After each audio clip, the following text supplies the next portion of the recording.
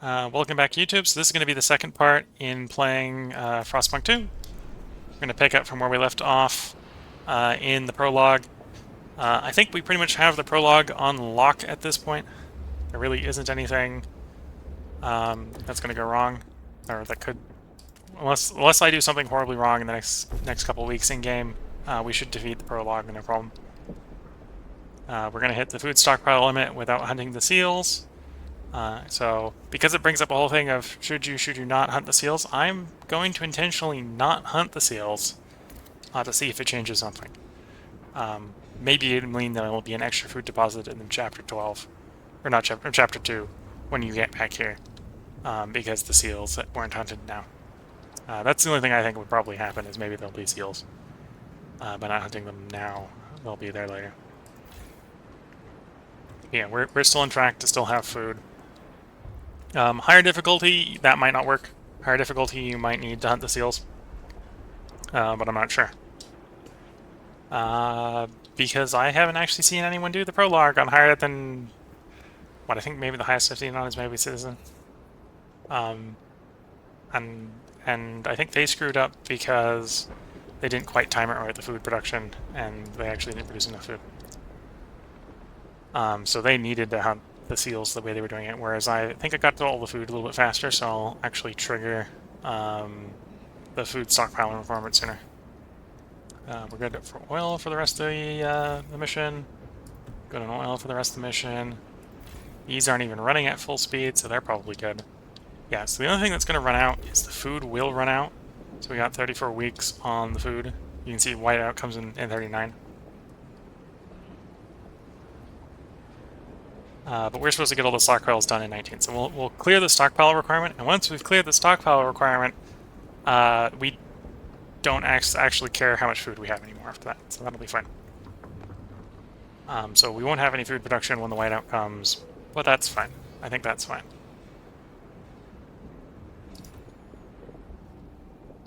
So at this point, I should probably just hit fast forward, because we're literally not doing anything for the rest of the prologue at this point, I think.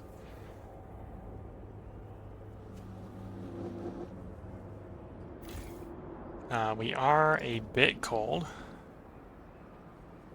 because our extraction conditions are only providing... aren't quite providing enough warmth. Oh, you ran out of... okay, so we are out of prefabs. So we've got all the prefabs we're going to get. Here's us going and saying, oh, you aren't hunting the seals, so we can't hunt the seals, and yeah, we don't need to resort to extremes. We're going to hit the food stockpile in time. We checked. We're good.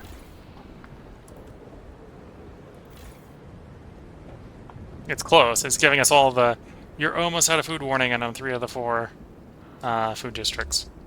But we're not there yet. We're not out of food yet.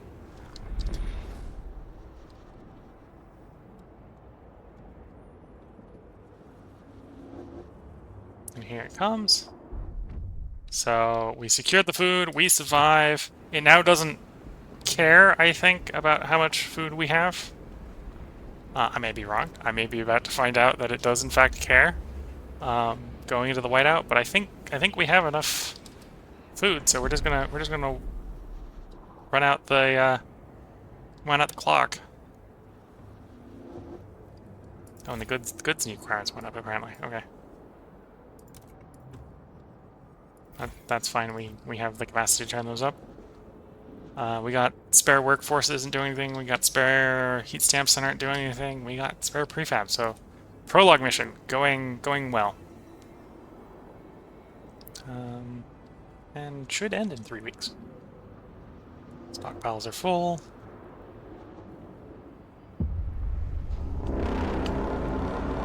The whiteout is here, which is what I believe ends the prologue.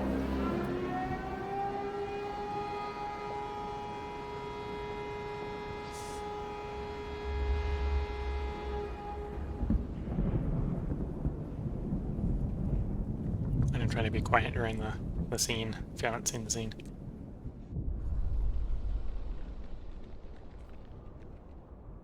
So against all odds, when the whiteout hit the camp, the wanderers were ready. Everyone was thankful we acted fast and gathered enough food in time. The miracle of the seal colony strengthened our hope that the journey will lead to a promised land. Elders added the story to the Great Tales, alongside warnings about a sinful city that still pumps smoke into the sky. As it comments about New London. And I just got a couple achievements because that's the first time I've cleared the prologue. And now we get a cutscene that I'm going to be trying to be quiet for.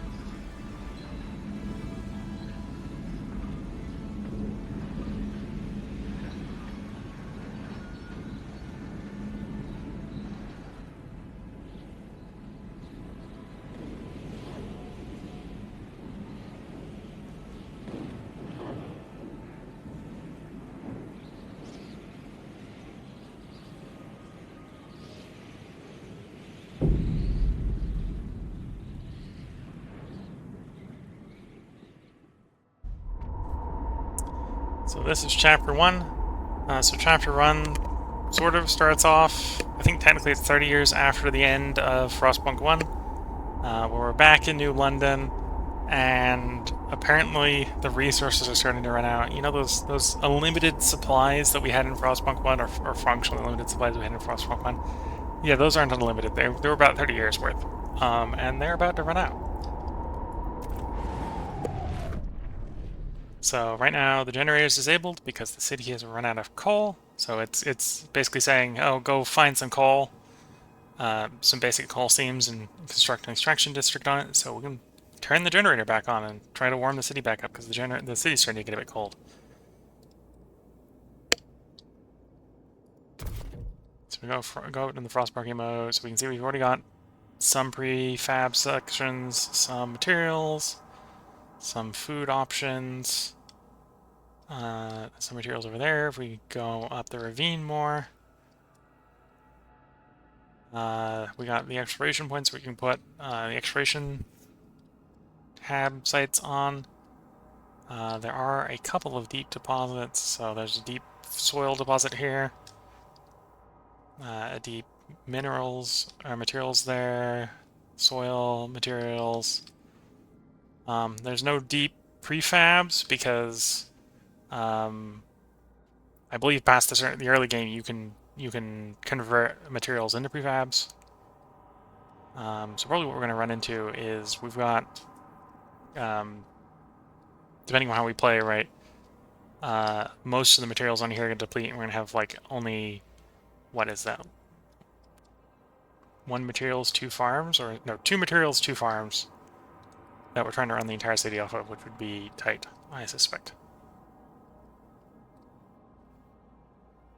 But initially, it's telling us, hey, we need coal, so go Frostbreak down to the coal.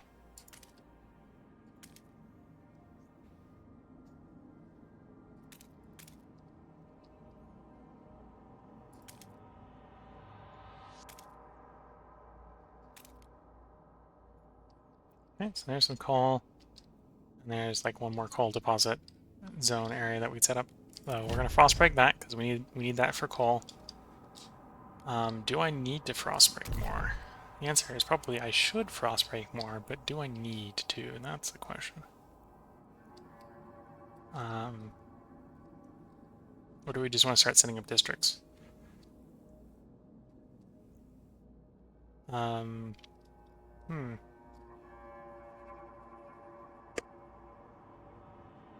Yeah, I think we can make do with the existing resources. Let's just move on to setting up districts.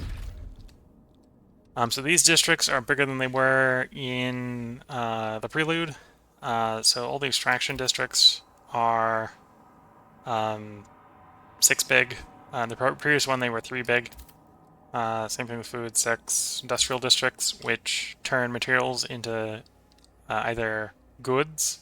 So previously we were just looting goods before, now we have to actually refine them from our extracted goods. Logistics is how we send out teams onto the map. And housing, the housing are pretty much the same, so these housing are now finally expandable. Previously they weren't expandable.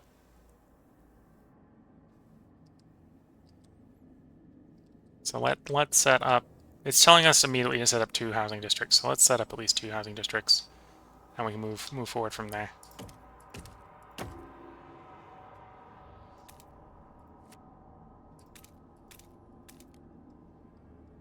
So this is getting a shelter from the wind bonus for being having at least 2 tiles in this ravine here. So we'll set that one up. And then we're going to try to get, we're going to try to get the neighbor bonus as well. So we can set up next to our old one here, such that we can get 3 in the ravine and 3 from the neighbor bonus, 3 from being neighborly, like so. That should hopefully significantly reduce the level of heating requirements that those guys need. And to be fair, that's not going to be enough housing. That's going to provide 40 housing. We need 58 housing. But we also need food. Though we have a nice stockpile of food. We're out of goods. So we're going to start generating squalor until we get some goods production going as well. Yeah, maybe we don't need to rush into food.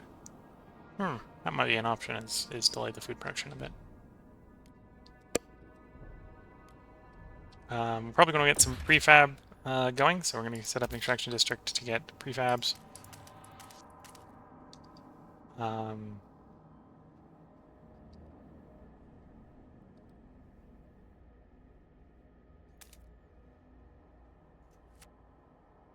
how do I want to set this up? Okay, so we need to do some frost breaking to scoot and get 6 materials in that one. There's no easy way to get these to touch for their bonus, so I'm going to not try to touch them. And what I might do is I might put an industrial district between the 2 to get the adjacency bonuses that way. Yeah, I think I'm going to do the frost breaking. So if I do frost break like that, I can do a 6 district that gets all 6 of those deposits. I do need to mine out a little bit more than that. Or frostbreak a little more than that, so I'm going to frostbreak something like that. And let's let that frostbreaking happen, because we know we're going to set up the coal. We're probably going to want to expand more to get more coal. As far as housing, initially I don't think I want to build more housing districts. I think I want to expand the housing districts. And obviously one to turn on the generator. So let's get chapter 1 actually moving. I don't know how much time we spent finishing up the prologue, but we're about 13.5 minutes into this video. And other than finishing up the prologue, it was all sitting contemplating how we were going to start up this bit. And we don't have laws yet, we don't have research yet, so that's what we're going to work on, as well as getting those up, so we can start developing laws and start developing research.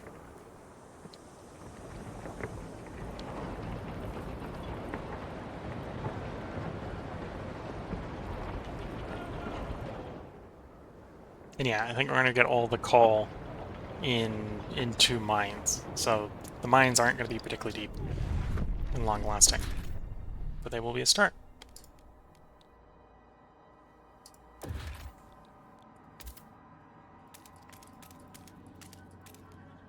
So 720 coal in that mine. We can set up the extraction district on you. Make a nice sort of squirrel and industrial district, such that I'm touching you. Yeah, that looks pretty nice for an industrial district, so let's use that as an industrial district. And we can start it going now. We can see if that helps deal with our non-food needs.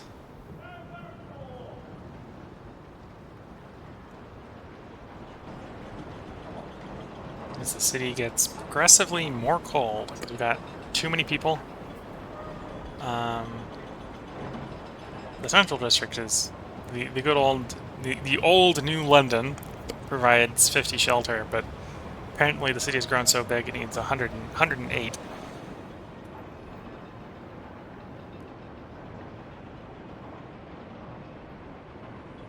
Fear of cold and actually being notably cold, right, is basically making everyone tense. Probably want to improve overall trust. And then obviously we probably want the factions to like us more as time goes on.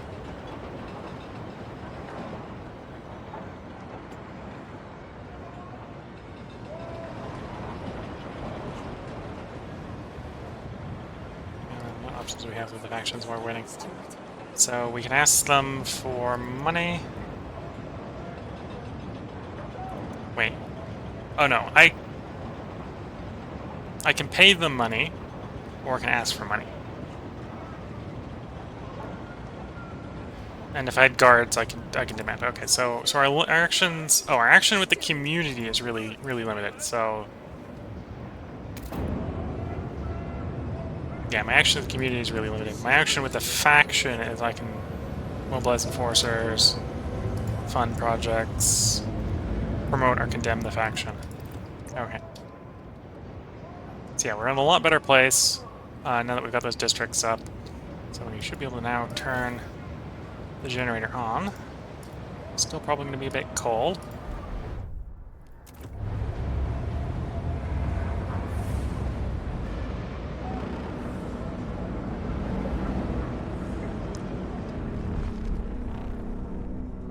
Okay, so yeah, we're still actually no, we are making because of my changes that have been keeping the heating needs down. We are got plenty of heating, right? So the changes the assembly I did over here, right, I've actually got these to require 0 heating currently. When we go into a colder season, the colder season will probably make them cost heat. For the moment, they're not costing anything, so they don't cost anything unless it's cold. So really, we're only heating. Oh yeah, apparently we're only heating the mine. The mine is really the mine and the central city are the only things that need heat right now. Though the central district does need a lot of heat. Does expanding these raise their heat requirements? Initially, it implies no. So we'll do that.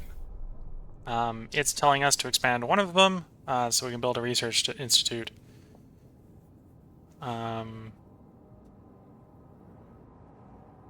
It's not actually telling me what this does as far as housing. I'm pretty sure it improves the housing by, like, a small amount.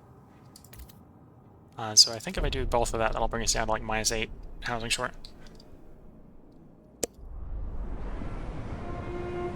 The steward appreciates all your adoring letters and will answer personally. We'll probably need a council house. So while we got the resource sitting around, let's get that council house going. And I probably don't need to frost break down here yet, but we're going to frost break down here.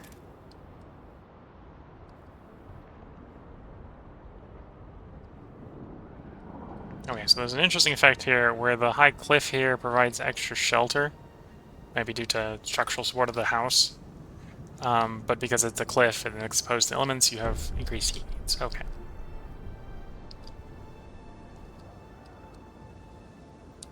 So we're going to go ahead and get that frostbreaking going, because while we don't need the coal now, and we want the coal later, we don't want to necessarily be sitting around waiting for the frostbreaking to happen, so let's get that frostbreaking started. I'm going to need some heat stamps. Probably need some heat stamps for building that research institute. And the main quest here is going to force me into doing an idea for our coal mines. I suppose technically, from my perspective, I might not actually want that, because our cunning early game design here has made us actually heat neutral with just the mine. Which means what we're going to do is we're going to stockpiling it. If we...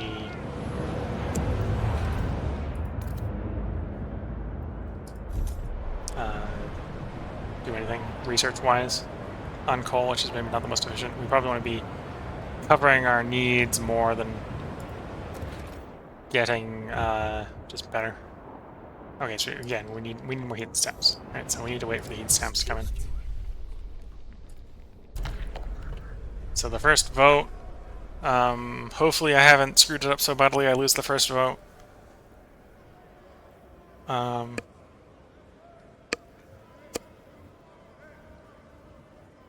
Maybe the council should like me. Be careful. If you fail, you will lose.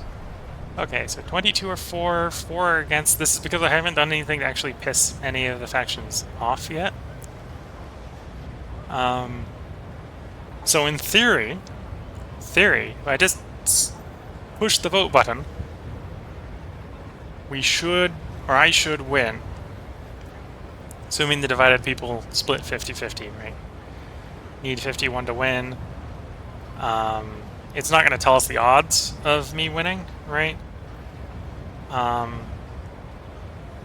if you assumed that half the people who aren't against me, that aren't for me, actually are for me, right? So the 74 hesitant. So 37 in theory will vote for me. So 37 plus 22 is 58, 59, which is 8 more than I need. But let's not necessarily leave this up to chance. Let's go ahead and see what these guys want to vote for me.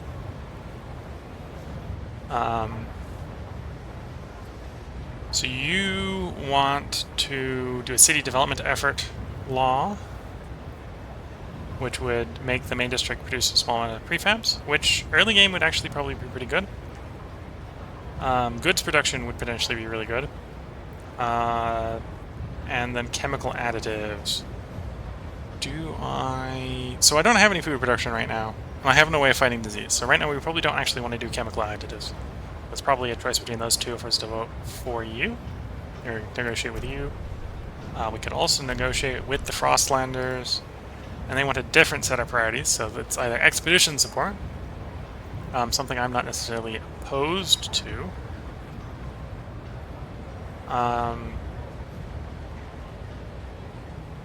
They want me to condemn a faction, so I don't want to do that. I don't want to piss any of the factions off right now. So we're not going to do that. Or citizens will provide some food during calm weather. Right now we've got no food productions. That's also very tempting. You know, we'll try that. We'll have you go foraged additives. We'll say we'll pass foraged additives, which in theory means that this vote is a vote I should win. We'll have to go do that vote on forage additives later. But hopefully that shouldn't be a problem. And of course we blow this vote out of the water because what? There's four people that were already opposed, and the half that remaining presumably is like 25. So not that bad. The generator wakes, a child is born. You'll go around the generator tower as it wakes with thundering thunder and bestows heat on us yet again. The heart of the city, our last line of defense against the cold, our first hope for any future. People are hopeful there's a future for them after all. So we got the Research Institute building. We're going to need to keep some heat stamps, obviously, to do the research on the coal mine. And I need to pass forage additives. And I may need to research forage additives, right? I suppose that might be the weakness with that choice. And if I had money and wasn't being directed by the quest to do stuff, I'd probably be trying to sort out the food requirement. Okay, so it's immediately directing me to do coal mine stuff. But let me check to see some of the other tabs. So Worker shifts, hot houses, filtration tower, sawmills. No, that's not what I want. Not what I need. Frostland, we got harvester hangers. Is that? Nope. I don't need to do anything with logistics bays yet. Nope. Things on the Skyways City. Worker compensation. So do we have efficiency bonuses? Oh, only efficiency bonuses are supported by anyone anyway, so that'd be what it would be. Housing block, a dense housing block. That would allow us to get more heat, or get more housing at the cost of more heat requirements. Unpredictable do maintenance. Which strategy youth hubs? Rail. Okay, so it's just a law. Don't need to pass anything for it. So we'll start doing the coal mine research. So do we do do we do dust coal extraction district modifier, which would raise disease, or do we do blasting coal, which raises squalor? To make this easy for me, I'm going to go with the one that's actually supported by the city. So right now, 57% of the city supports blasting coal, so we're going to go with blasting coal. I think squalor might also be a little bit easier to deal with, as I think you can use excess materials or excess goods to suppress squalor. Whereas disease, I'd have to go get hospitals, which we don't have. So we'll try to have squalor go up instead of disease go up. Double check to make sure. Oh no, I actually would prefer you make not make prefabs, but make us some goods, so we can suppress the squalor going up. So we swapped you to goods production. Why do you have... Oh, because now I can actually see at a glance that it produces goods. Okay. Defaults to prefabs unless you tell it to do goods. Okay.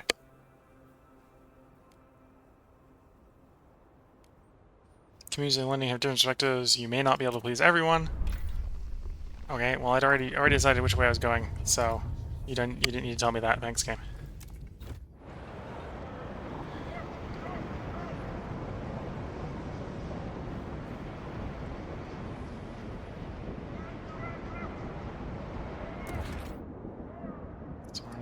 Not going to afford another research institute yet. Food districts. Okay, they're pretty cheap. They only cost 40 heat stamps. But do I want... I probably need to save up for the mine to progress the quest.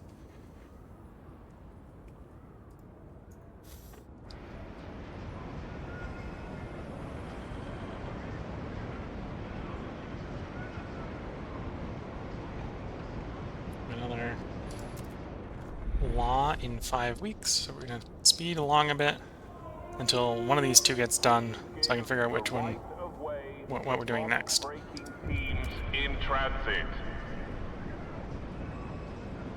so the council is here. We have agreed to pass... Oh, that was a choice on the food additives law, was it? Oh yeah, food additives. So the choice between food additives and chemical additives. So citizens produce food during calm weather, or food production efficiency is increased by the cost of medicine. So we'd already agreed for one of the factions that we were going to propose food additives. Let's just propose it. They're divided, but they're leaning for it. And I'm tolerated. So I think this is going to pass, and if it doesn't, I'll have an angry faction with me. But this isn't worth bribing people for, is my thought process, right? Is I bribe someone with this, I don't want to get into a bribery loop where I'm having to bribe someone to fulfill my bribery. But yeah, forge edit is passed.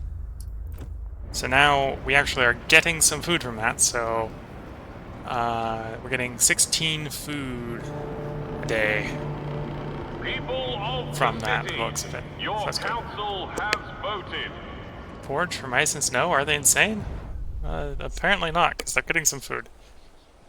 The stalwarts like the generator. Good.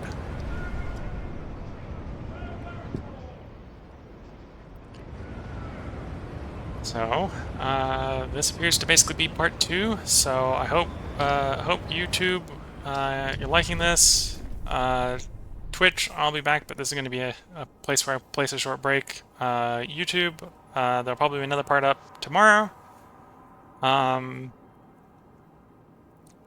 way, I'm going to take a short break, but the stream isn't going to stop. So, catch you all tomorrow. Hope everything's going well.